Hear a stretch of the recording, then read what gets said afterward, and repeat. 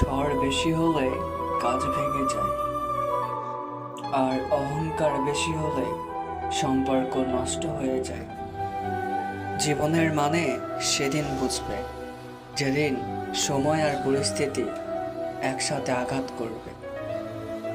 সময় বদলে যাবে, কিন্তু আঘাত করা মানুষগুলোর কথা সব সময় মনে থাকবে।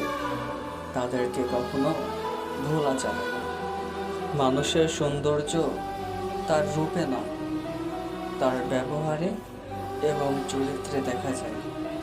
কে কেমন মানুষ, তার ব্যবহারে সেটা প্রকাশ পায়।